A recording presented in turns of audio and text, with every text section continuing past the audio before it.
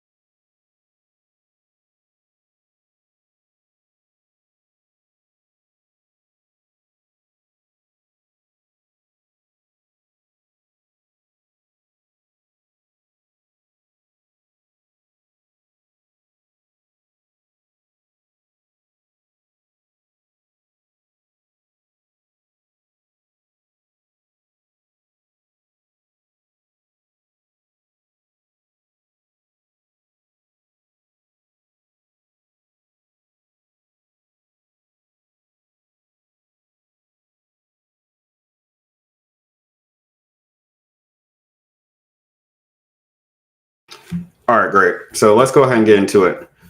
Again, guys, today what we are going over is analyzing that market in Austin, Texas.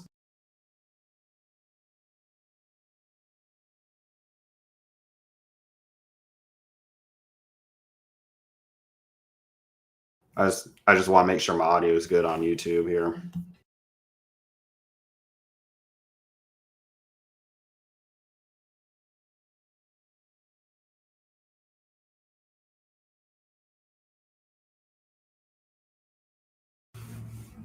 Okay, we're good to go. Let's go ahead and jump into it.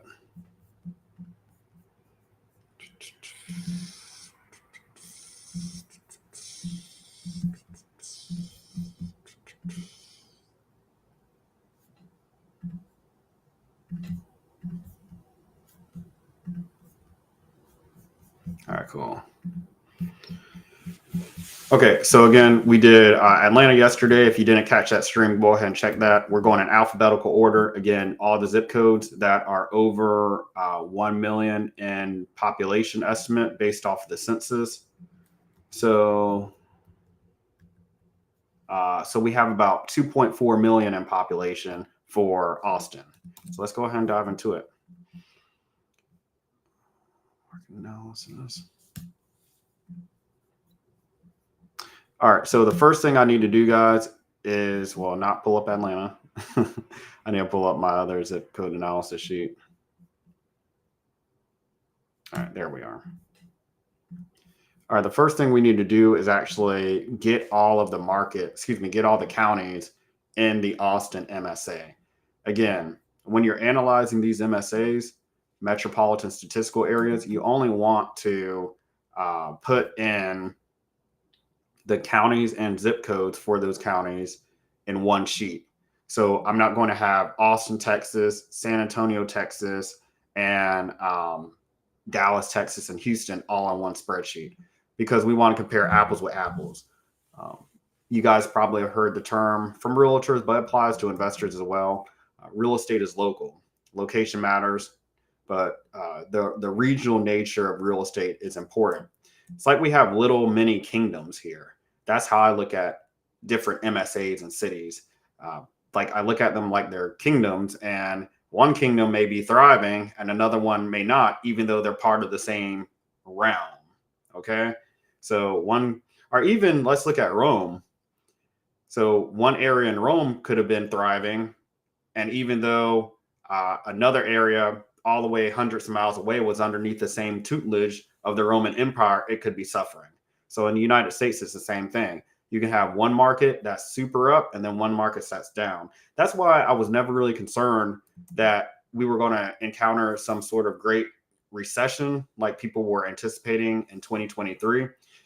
I just didn't see the same homogenous factors taking place in 2022 and 2023 that happened in 2008 in that crash, right? There was a lot of, I wouldn't say collusion, maliciously and unintentionally, I guess, a lot of collusion and a lot of factors that occurred and had to take place for that to happen at a grand scale. I just think there's too many checks and balances now.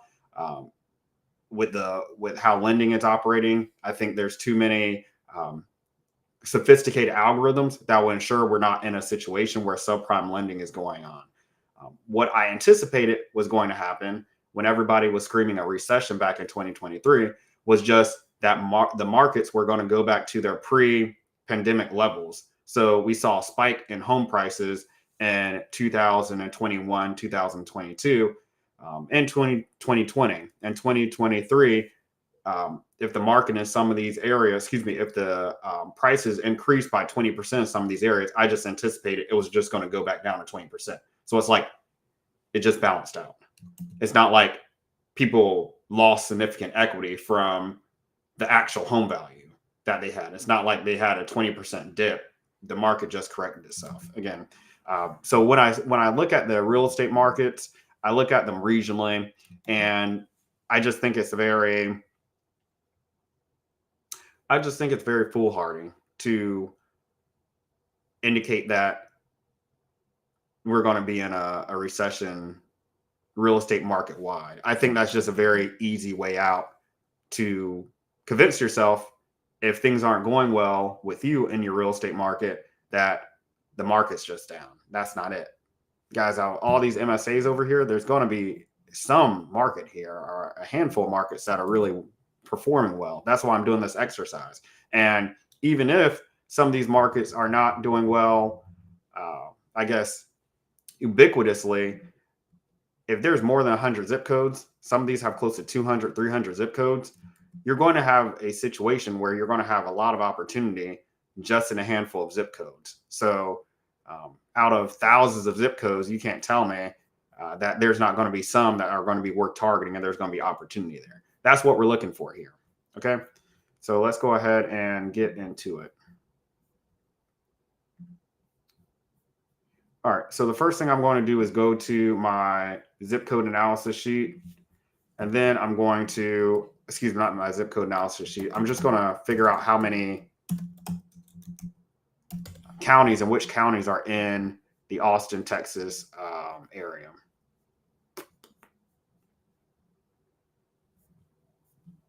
And I always start at Wikipedia.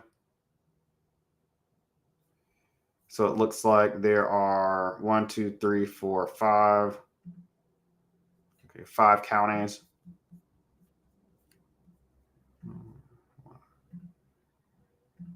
Okay, so Travis County is the county with it's the most populous county. Williamson is next, Hayes, Bastrop, and then Caldwell. I hope I'm pronouncing this one right, Bastrop. So let's go ahead into my sheet, and this is going to be a lot easier than Atlanta. I've done Austin before, but I want to do it again so you guys can just see the exercise here.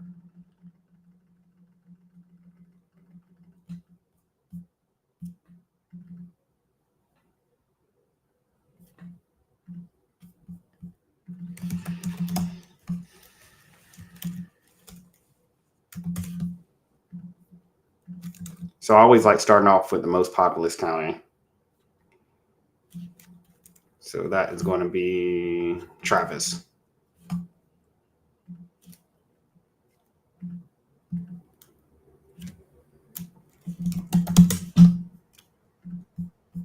Okay. All right, there's only one Travis County in the United States. Looks good. So that gives us about 48 zips. Williamson is next.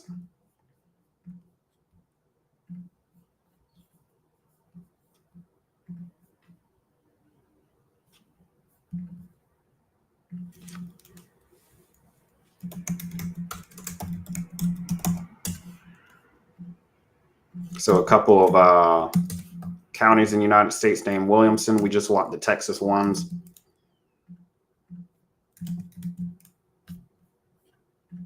Hayes County is next.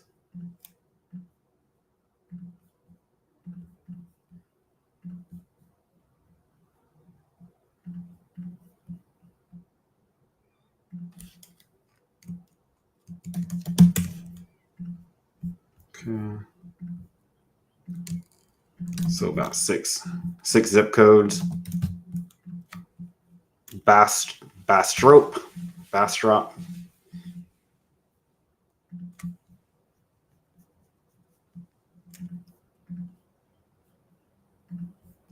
Mm-hmm.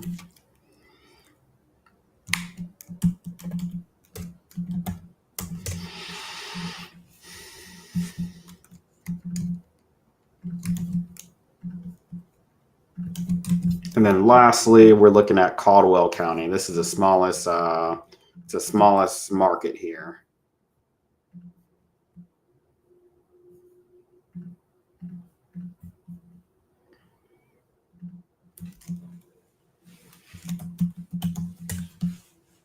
All right, great.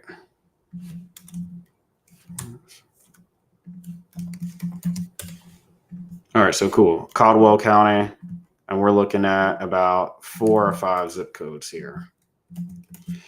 All right, so in total we have this is a smaller one. We have about 84 zip codes. So off the bat, you know, I like seeing markets with more than 100 zip codes before I start narrowing it down, because I know once I start narrowing this criteria down, I'm going to probably be left with 40 or 50 zips. Does that mean there's nothing there? No. But in my mind, what I'm thinking is maybe I can target this market if I want to go virtual here with another market, right? With another market in Texas, and target both at once. Trying to sustain a real estate wholesaling company where you're trying to get maybe 4 or 5 deals a month with 2 marketing channels, and we're doing text and cold calling right now, that may not be the best play. Now, I'm not saying you can't survive in this market just solely doing it like this. And really, these more affluent markets are mid affluent markets.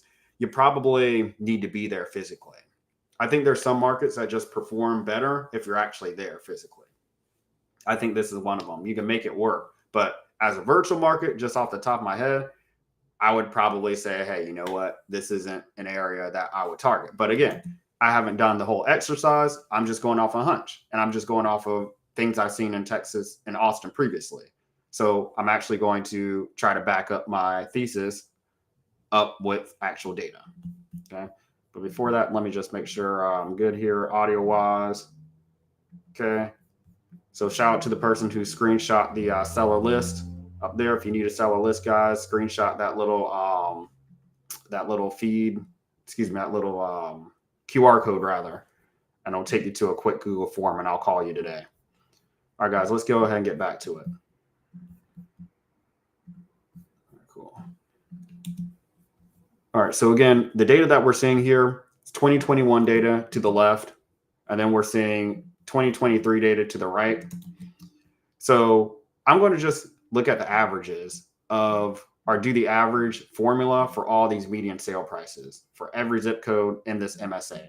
Again, guys, we go on Wikipedia so we can actually see like how many counties are in the MSA. And then I go to my form here. And if you want the form, guys, you get this for free, this spreadsheet on buildtoscalerealestate.com. So you just have to put in your email and it'll get sent to you. It comes with my objection sheet for sellers, and it comes with a cold calling script. But right now I'm offering this to you guys for free. So buildtoscalerealestate.com.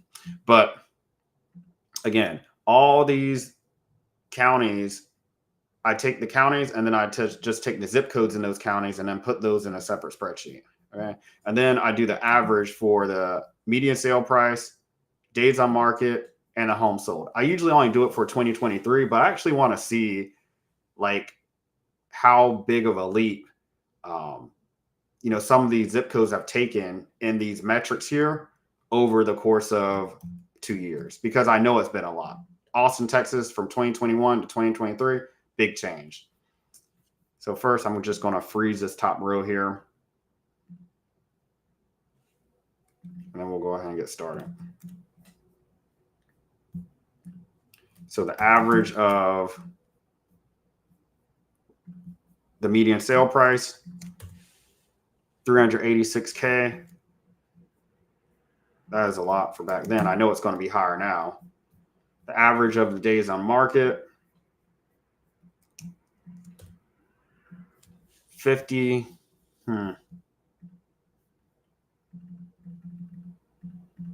And the average of the home sold, and this is in 2021 in April. This is going to be 32. Okay.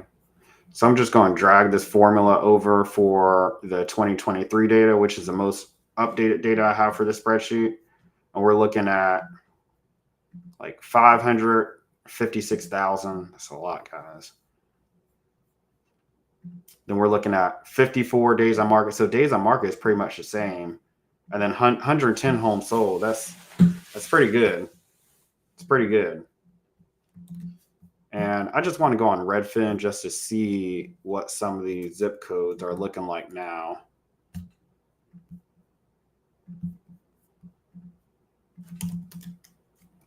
Sorry.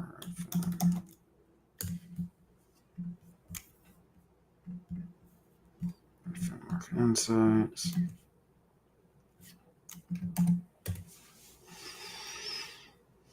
Okay, so 1.8 million. That's for that's going to be September 2000, or it's August rather, of 2024 for 78746. So 1.4. Okay, so 1.8, still $1 million price range. Let's skip around here. I just want to make sure that the data that I have from last year to this year is like matching up a little bit. It's not so wildly off.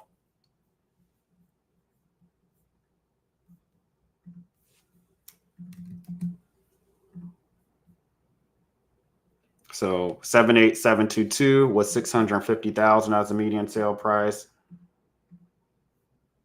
Okay, this is 700,000 for last year.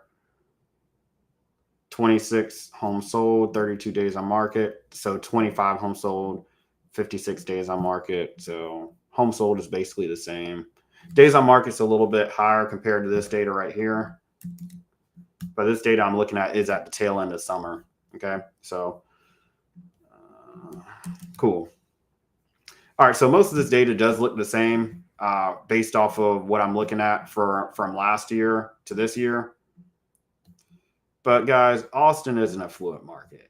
I do the exercise. I sort of already knew this, but I do the exercise just so I can show you guys how I would eliminate certain markets that I want to go into.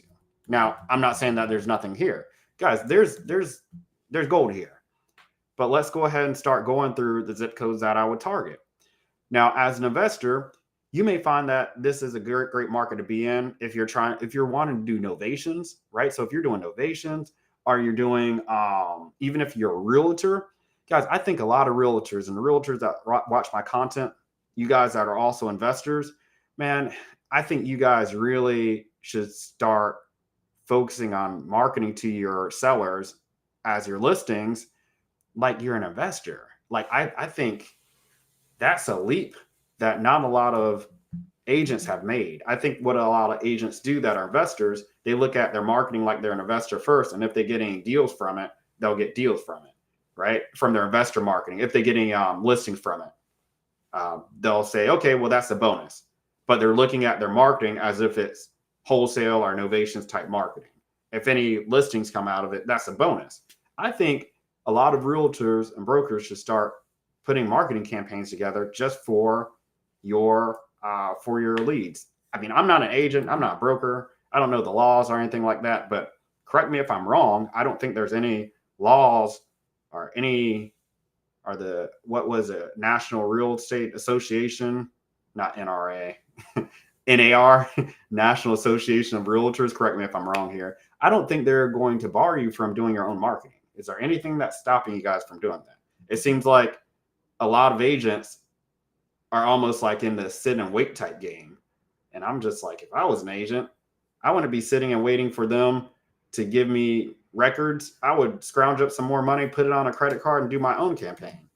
And you would have a much better response rate cold calling these people yourself, or even texting them yourself, or even setting up a VA team to call and vet the leads for you, just like you were an investor. And guess what? You're going to be able to convert a lot more of these from to listings, because you're not going to be going after just people where you're giving cash offers to, or even super motivated people, right? You know, if somebody wants to list, man, you could probably get 10 listings out of a 10,000 record texting list and cold calling list over the course of 60 days.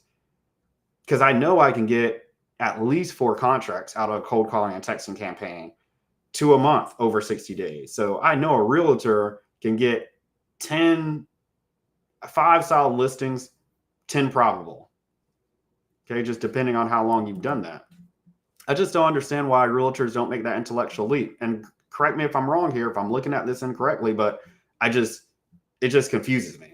It just confuses me. And I don't know if I should be marketing my services to realtors, but I really do think they could use some marketing assistance. But I think a lot of them aren't in a position where their paradigms are in a position rather where they feel comfortable spending money on marketing.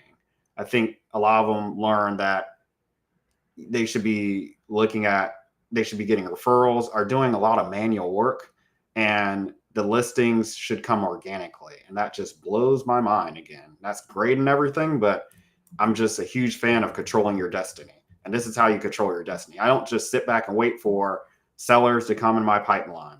I don't sit back and wait for clients to come in my pipeline for selling my marketing services. I'm proactively reaching out to people, cold calling people, right? Cold calling sellers. If it's not me, it's my team. Okay. You're able to control your own destiny at that point. Okay, guys, I'm off my little soapbox. All right, so let's go ahead and look at the data here as if we were an investor. Overall, guys, this is a very, very affluent market. I'm going to go to eig.org and just show you guys something here. So let me go to eig.org. Go back to this.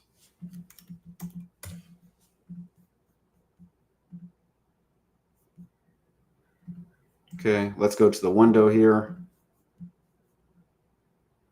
Chrome tab. And just a good way that you guys can graphically see what's going on here. And I'll drop this here in the comment section. Okay. Or just on the chat. So if you go to that website, guys, you can graphically see in your market, in any market in the United States, how distressed or how prosperous, affluent an area is. Okay. And so I love this website, and part of the data set on my spreadsheet to the right, where it says prosperous, at risk, distress, that came from this data set over here. So if we go to Austin, Texas, we can see just 30,000 foot view without even having to do this analysis exercise, which I still encourage you guys to do. Guys, this is all blue. Guys, this is pretty much all blue. The more blue it is, the more affluent an area is. Okay. The more brown it is, the more distress. We have 15%. That's still like a lot. Less than 51 million people. There's over 6 million people. Excuse me. There's over 6 million people in this MSA, I'm pretty sure. And we have this little sliver right here, I guess, of people that's in this distressed area. And that zip code is, oh, let's zoom back in here. Let me try to find that zip code.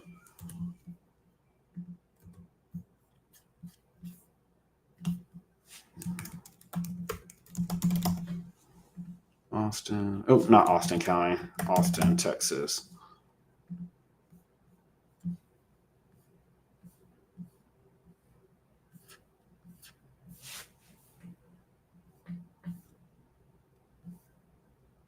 Okay. So I lost where that area was. But anyway, the point still stands is that most of Austin, Texas, Travis County is affluent. And why is this important? Guys, yes, people have emotional distress here in these areas, but these people are going to be more savvy with and have more resources with buying and selling their homes. They're not going to be our ideal prospect. They're not going to be in very difficult situations. Guys, even health-wise, and I'm just going to call a spade a spade. Health-wise, guys, people that are in these areas are not going to be in a situation where their health is a priority. There was a running joke with a company that I work with here in Charlotte, and their acquisitions manager and myself, we used to joke around and say most of the people that they would buy houses from just left the hospital. They're cigarette smokers and they shop at Walmart. So again, people living in affluent communities, guys, one thing you won't get from me is the PC, politically correct, all this wokeism stuff. That's not me. I look at data, and if the data matches that, I'll go with that. But what the data tells me is that poor people don't prioritize their health. Poor people are fit the higher demographic to smoke. Poor people are going to be hoarders. They're going to be individuals that are most likely they'll be in distress situations that will need to buy their houses from. Like, that's going to be our demographic. And so affluent individuals are going to be waking up in the morning, taking a walk in the morning, drinking their morning coffee, going to yoga, prioritizing their health. They're probably not going to smoke cigarettes. Most of the places, even outside of some of these locations, not obviously inside some of the restaurants and stores, you can't smoke, but even outside, some of these areas are completely smoke free, vaping, nicotine, and all that. So these individuals aren't going to have chronic health issues that are prolonged and as pronounced as individuals that are in more distressed communities. That's just the way it is. That's just the way it is, guys. So we can make a lot of inferences about the type of demographic in an affluent area and why that's not our target demographic. Okay. These people aren't going to have issues with, I wouldn't say gambling because, sports betting and that's an issue with a lot of white collar folks, affluent folks. But I would say scratch off lottery tickets, chronic debt type, situations, getting in situations where they're getting loan shark, high credit card debt, refinancing their house, like poor financial discipline. They're not going to be ubiquitously found. Those individuals are not going to be ubiquitously found in affluent areas. Again, so I'm not just saying in these blue, wealthy, prosperous areas, our demographics not going to be there, but we can make a lot of intellectual leaps and logical inferences that are logically sound based off of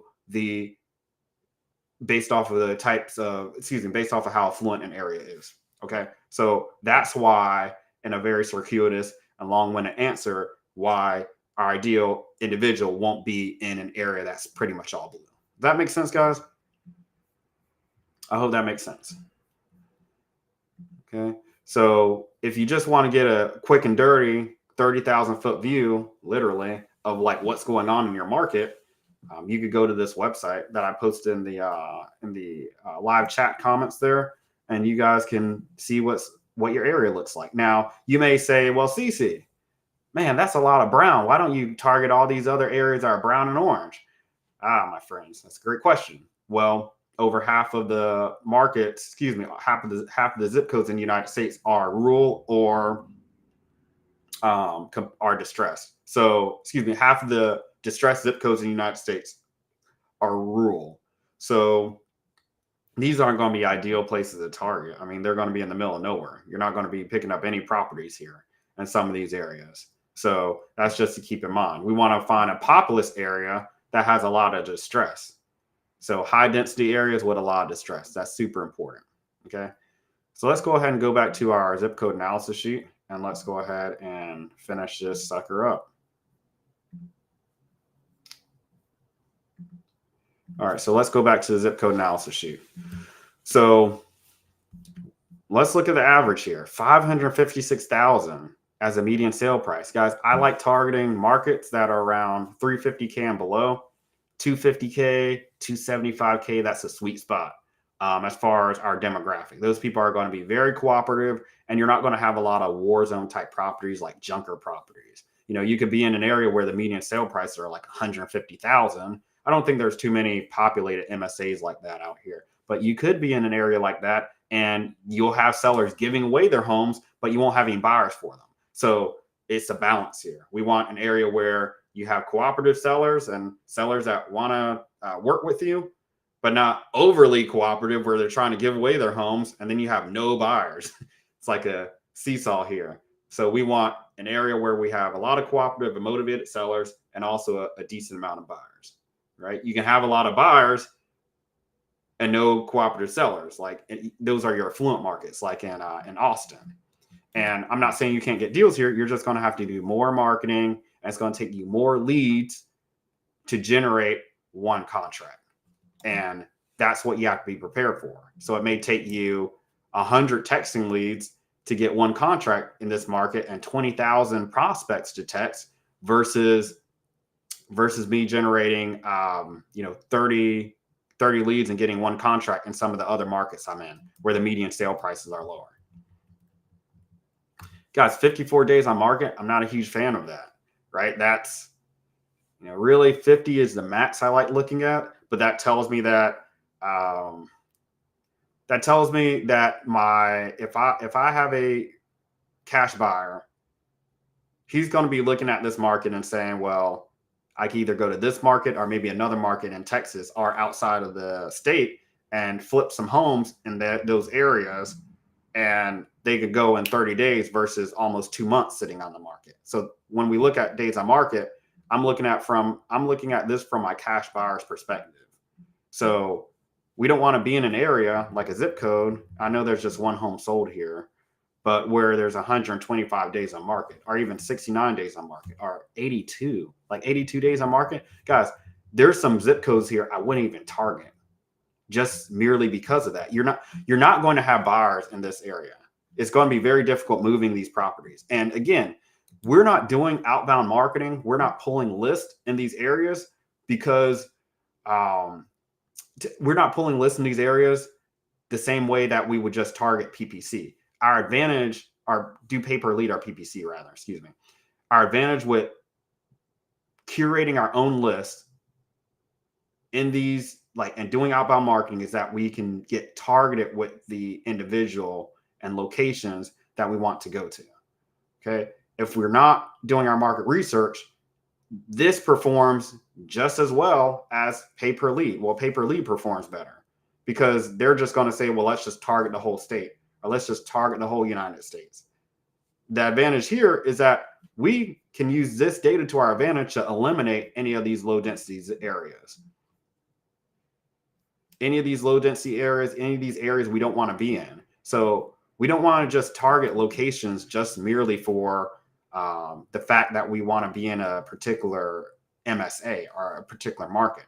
We don't just want to do that. Now, what you can do is, let's just say there's only a handful of zip codes that are worthy of targeting here as an investor. Well, at that point, guys, you're going to want to do cluster marketing. That's when you use multiple marketing channels, not just texting, not just cold calling, but maybe RVM, maybe voice broadcast. And then that's what helps. That's what actually helps being in the actual market. Bandit signs. One of my clients does bandit signs, right? Door knocking. Okay. having a great cash buyer network, really you as the investor having a solid network of buyers that are always looking for any conventional and unconventional properties.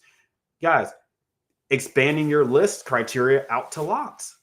So in some of these affluent markets, one advantage that you have here is there might be a lot of infill lots, meaning lots that just were not not developed when the subdivisions were developed, whether they be 5, 10, 20, 30 plus years ago, or homes that have burned down over the years and developed neighborhoods.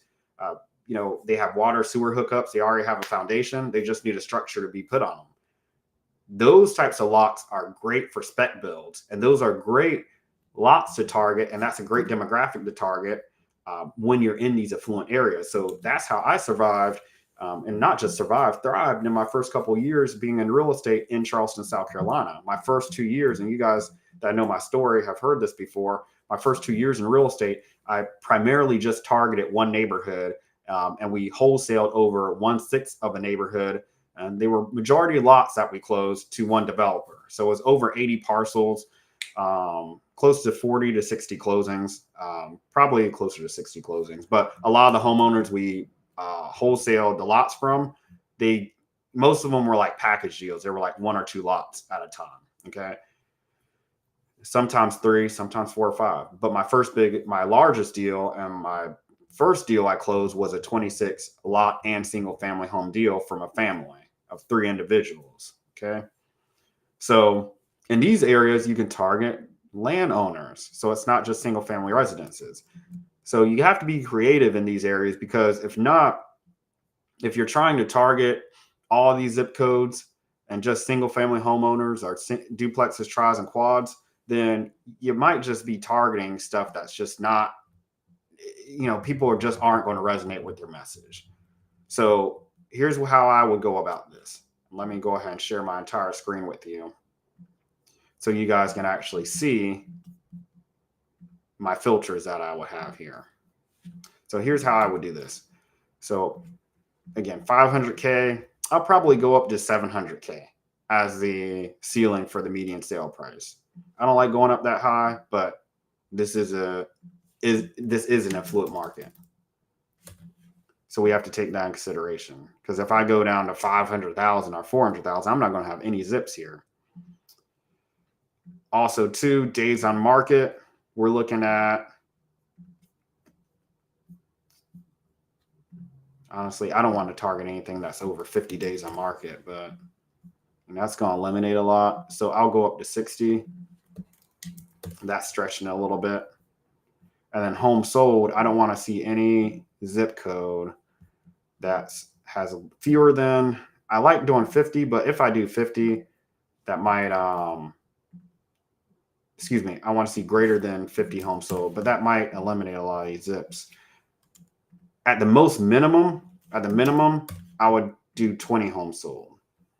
So I'm going to do 20 homes sold just so it gives me a little bit more data to work with. And that gives me about 41 zip codes to target. 41 zip codes. So I want to sort these by the median sale price, lowest to highest. So we're looking at 290K here in Caldwell, 36 days on market, and then 91 homes sold. Okay. Low density, comfortable. Okay, so a lot of these are comfortable and prosperous, again, in the blue area, but all these are targetable. So guys, I'm going to stop there. Again, this is a smaller MSA, so it didn't take me that long to get here. What we're going to do this evening, so come back at 7 o'clock, we're going to go ahead and go through some of the criteria, including land criteria that I will put together for this market, and also just some other lists that I can put together. If I were a realtor, if I were going after novations, creative financing, this market works perfectly for there. And I also just show you guys which zip codes I would probably target first and which ones I would target last. All right, guys, that wraps up this call. Again, I don't want to make these too long, an hour tops. And I will see you guys later. Okay. Chat later.